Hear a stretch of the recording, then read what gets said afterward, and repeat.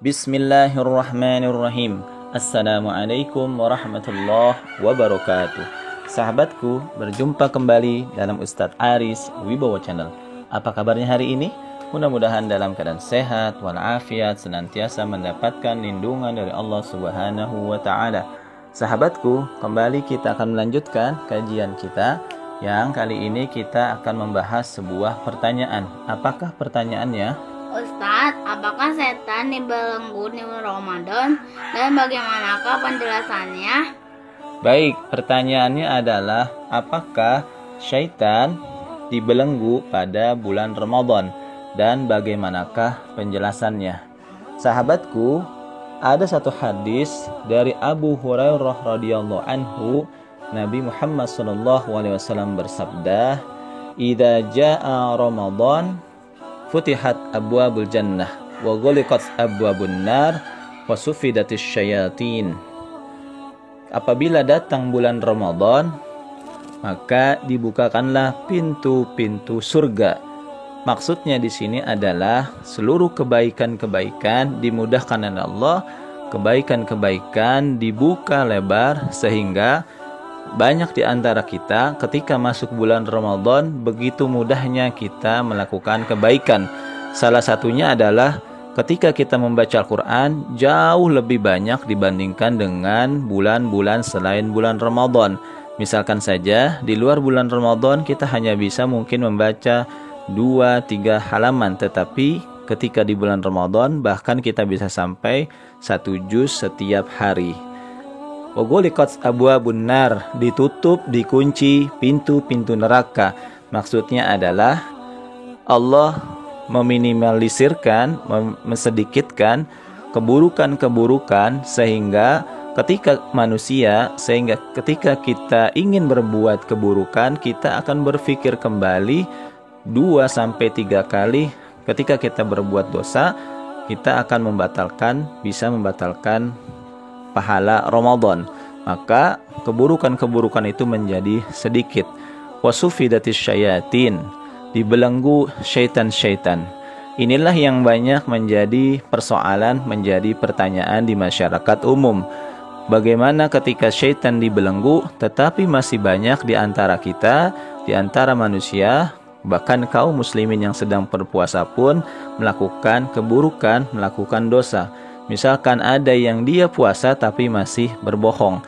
Ada yang berangkat bilang puasa tetapi di tengah jalan dia mampir ke ruang makan atau ke restoran. Ada juga ketika puasa yang mengadakan atau melakukan tawuran satu sama lainnya. Bahkan ada juga yang berita-berita kita dengar di TV, ada yang melakukan perbuatan dosa, ada perzinahan, judi, mabuk dan lain-lain. Padahal itu dilakukan pada bulan Ramadan. Lalu bagaimanakah penjelasan hadis Rasulullah SAW berkaitan dengan dibelenggunya syaitan-syaitan di bulan Ramadan? Setidaknya ada beberapa pendekatan para ulama berkaitan dengan belenggu syaitan di bulan Ramadan. Walaupun di hadis tersebut tidak dijelaskan bagaimana posisi atau letak di belenggunya, tetapi ketika kita membaca hadis tentang Aj-Jassasah atau hadis dari Tamim Ad-Dari berkaitan dengan posisi Dajjal atau cerita tentang Dajjal, maka kita menemukan kata belenggu, yaitu Dajjal ada di sebuah pulau yang kondisinya terbelenggu, leher dan kakinya terikat antara leher dan kakinya. Jadi ketika kita mengambil definisi tersebut adalah belenggu, terikatnya leher dan kaki.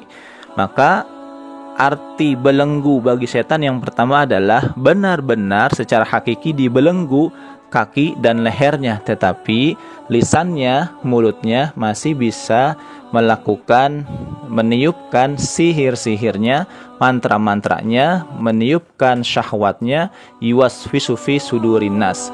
Makanya walaupun orang sedang berpuasa tetapi masih bisa melakukan perbuatan dosa, karena memang syaitan masih bisa meniupkan perbuatan-perbuatan dosa, keburukan-keburukan dalam dada manusia. Jadi pengertian belenggu yang pertama adalah secara hakiki syaitan itu dibelenggu leher dan kakinya, tetapi lisannya masih bisa mengeluarkan sihir dan mantranya dengan izin Allah Subhanahu wa taala. Ketika dikatakan syaitan, maka dia adalah jin yang kafir, karena ada jin muslim juga. Jadi syaitan adalah jin kafir kepada Allah Subhanahu wa taala, maka disebut sebagai syaitan. Itu pengertian pendekatan yang pertama.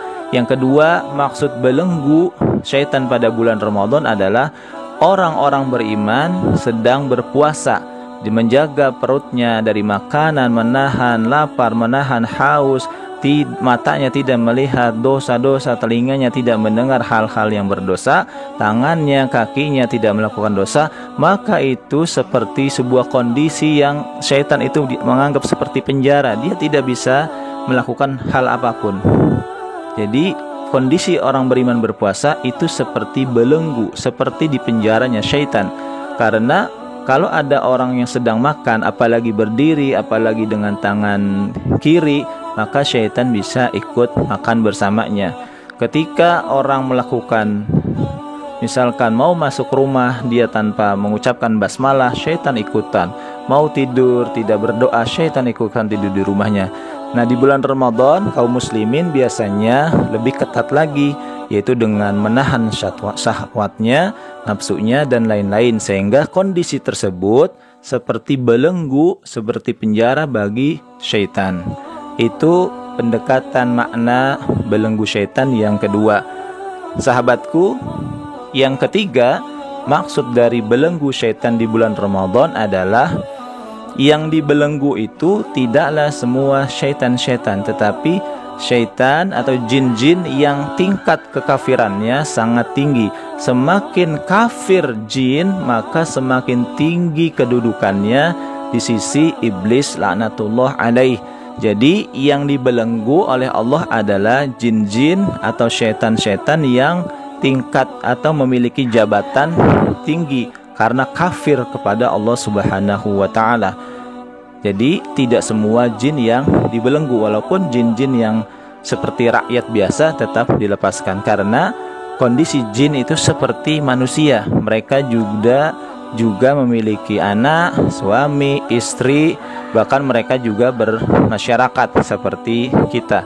Maka rakyat-rakyat biasanya pun tetap dilepaskan, tetapi yang dibelenggu adalah jin-jin yang sifatnya atau memiliki jabatan atau tinggi di posisinya, iblis laknatullah alaih. Itulah penjelasan yang ketiga. Penjelasan yang terakhir adalah makna dibelenggunya syaitan adalah keburukan-keburukan yang dilakukan manusia tidak selamanya bersumber dari eksternal atau dari bangsa jin, tetapi juga bisa jadi karena faktor internal atau keburukan syahwat yang ada pada diri manusia itu sendiri. Bagaimana ketika kita melihat cerita iblis laknatullah alaih, ketika dia diperintahkan oleh Allah untuk menyembah atau sujud kepada Nabi Adam sebagai sujud penghormatan, tetapi di situ iblis tidak mau bersujud kepada Nabi Adam. Apakah pada saat itu ada syaitan yang menggoda iblis? Tentu saja tidak, karena iblis merupakan nenek moyangnya dari bangsa jin atau syaitan. Tapi karena ada keburukan dalam jiwanya iblis, dalam hatinya iblis, maka dia pun melanggar perintah Allah dan durhaka kepada Allah. Jadi keburukan yang dilakukan manusia tidak selamanya dari faktor eksternal, tetapi dari internal, karena ada keburukan dalam dadanya manusia itu sendiri. Itulah 4 penjelasan tentang apa yang dimaksud dengan wasufidatis syayatin, atau dalam hadis lain disebut dengan wasul silatis syayatin, dibelenggunya syaitan. Maka sahabatku, di bulan Ramadan ini tetaplah kita menjaga zikir-zikir kita, sehingga senantiasa Allah melindungi kita dari godaan syaitan yang terkutuk. Itu saja penjelasannya. Mudah-mudahan yang sedikit ini bermanfaat. Sahabatku, jangan lupa like, share, and subscribe channel dakwah ini. Wassalamualaikum warahmatullahi wabarakatuh.